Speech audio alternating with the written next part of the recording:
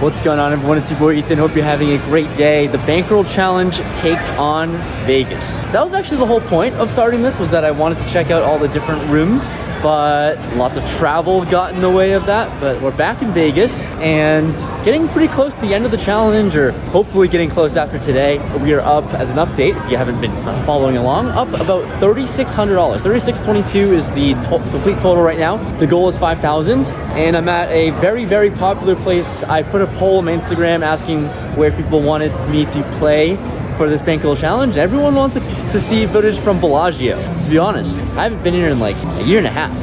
Poker room is right there. Obviously, the cool thing is that everyone's really cool about filming in Vegas, so there's no issues with filming here, and I'm excited. Everyone loves footage here from Chicago. It's at the Bellagio. It's a very iconic, famous poker room, of course, for obvious reasons. And let's just hop into the 1-3 streets. The goal is to maybe make $1,400, or at least to get close to it. It's 12 o'clock right now.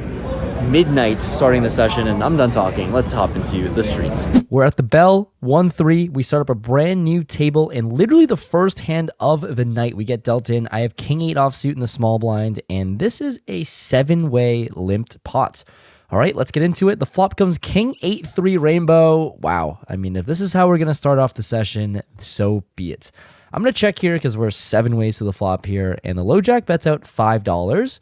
Cutoff makes the call for $5, and you know there's no chance we are ever going to settle for this price. Starting things off hot already, I bump up the raise to $30 with top 2 pair on a very dry board. Who knows what they can have? I can get value from a lot of King X, and, well, the low jack actually 3-bets to $75. What in the world is this? Action folds to me, and look, maybe he has ace king, maybe he has king queen. I'm happy to get it in with top 2 pair. I decide to go all in because he only has about $200-ish in his stack. So it's another $125 more for him to call, and he makes the call rather quickly. The run out comes, and just got to expect King 8 is good. I show my hand, and he has pocket 8s. Oh dear. Not the most ideal way to start a session. Literally the first deal in. So I'm down a couple $100 already, and taking quite of a blow here in this Bankroll Challenge. But let's get into it, trying to rebound in the next one with ace 8 offsuit in the hijack. I raise things up to $10. The player to my left, who has been VPIPing 100%, makes the call. Button and big blind make the call as well. So we rebound with a pretty sick flop of queen 8-8 rainbow. Pretty nice, especially since we're multi-way. The big blind thinks about his decision for a while and ends up checking. Okay, maybe I think he has something strong when he thinks for a while. So usually I think I would check here on this board, in this board texture, especially multi-way, but with that tell, I decided to go for it and bet $20. Let's build the size of the pot right here, right now. Player to my left makes the call, and everyone else folds. So maybe my tell with the big blind is way off because he had nothing. The turn comes a king, so it's an overcard to the queen, which I don't love because it's hard to get more value against this opponent. But anyways, I'm still going to be betting, and I size to $50. My opponent makes the call once again, so gotta love that, and trying to get more value when the river comes a brick 4. It's a brick card, and considering he's already called 2 streets already, let's make it a third. I decided to bet 100 here, not completely full potting it here. I just think my opponent has a queen all day, but unfortunately my opponent snap folds, so seems like this king on the river did not help at all. Wouldn't be surprised if my opponent just folded a queen here after seeing a bad river, but here we are, at least taking down the pot and rebounding from that last hand. In the following spot with queen jack offsuit in +1, there's an unlinked player who limps and trying to isolate against the field here. Definitely going to punish the limpers. I raise up to $15, and action folds to the small blind who wants to punish me himself. He 3-bets, but it's a small one to $36. Action folds to me. I mean, clearly anyone who 3-bets from the small blind seems to be very strong, and yeah, I don't really see many 3-bets here at these stakes, especially from out of position, but I guess I'm going to gamble for $21 more.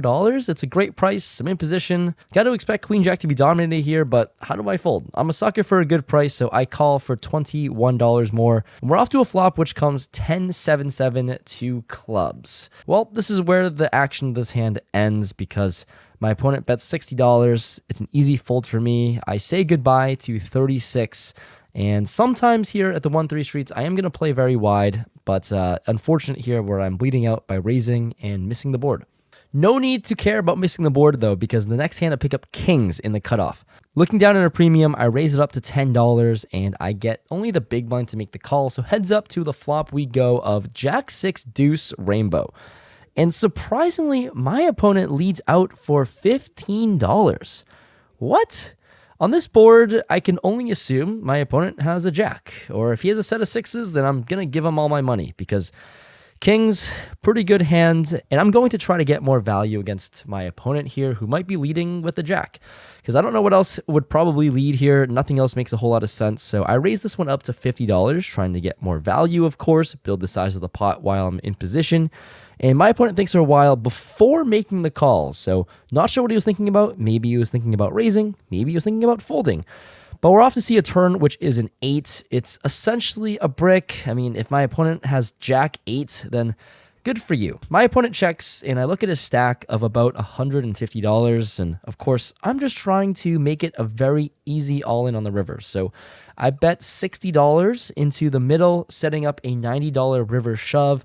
And when my opponent makes the call, I've got to expect to go for all of it on the river. When the river comes a king. That is overkill. Not a great card because, I mean, yeah, I have the nuts basically, but I do not get paid very often here against the jack. So when my opponent checks, I still have to stick to the plan, of course, with a very strong hand. Hopefully I get paid. I jam and he snap folds. That's annoying. Not sure what he could have here, but the very next deal, look, I don't know what's going on because I pick up kings once again. It's another spot where I get to raise. So I raise up $10. And this time I get some more action. The player to my left and the big blind makes the call.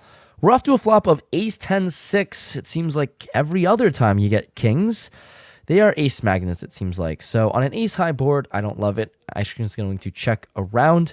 Here to the turn we go, which is a queen. And I think sometimes I could start betting now when action checks to me.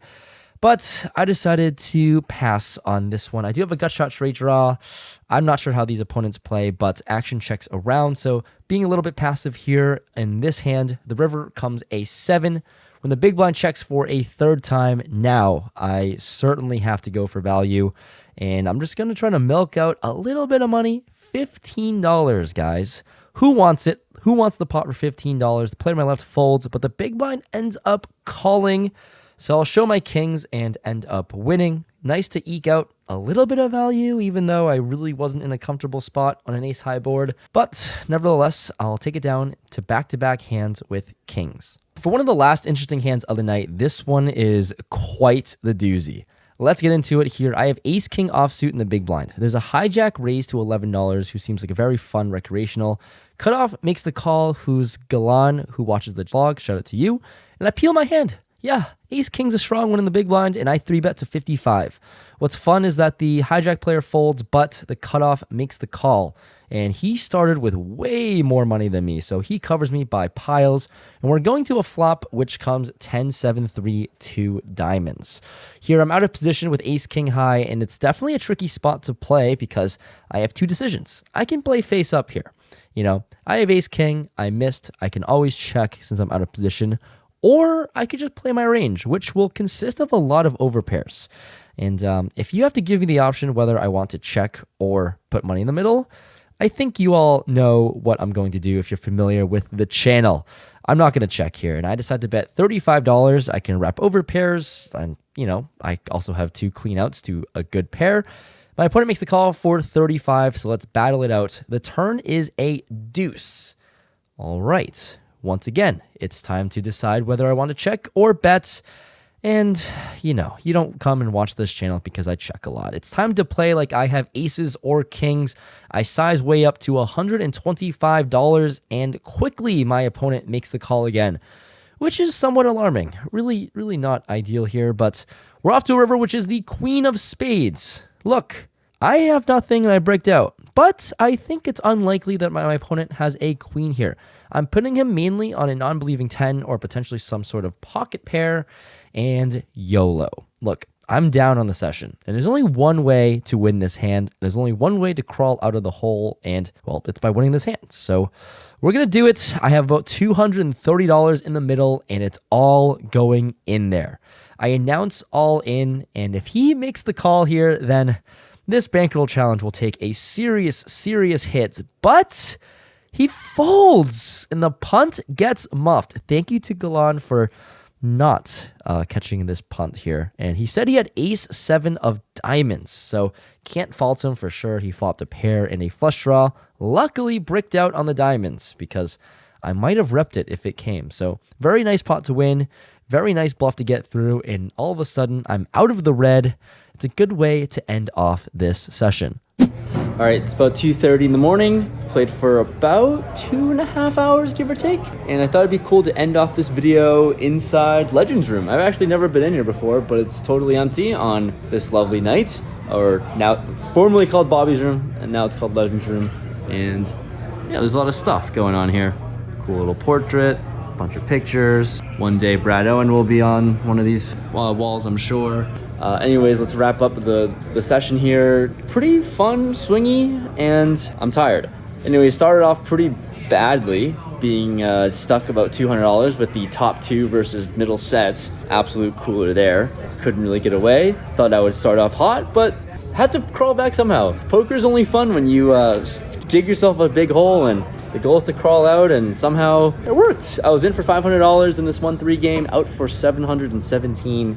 So yeah, nice profit of $217 and another winning session in the 1-2, 1-3 streets. I'm hoping you guys are liking these videos, and it's been a fun journey, and $1,200 more to make it to to finish off this challenge. We'll chip away slowly but surely. Anyways, thanks so much for sticking around, and on to the next one tomorrow.